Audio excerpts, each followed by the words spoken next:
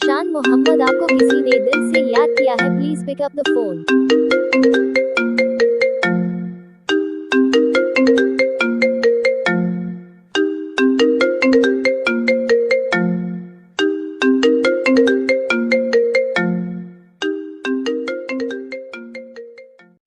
किसी भी मोबाइल की रिंगटोन के साथ अपने नाम की रिंगटोन बनवाने के लिए अपना नाम कमेंट में लिखें और चैनल को सब्सक्राइब जरूर करें।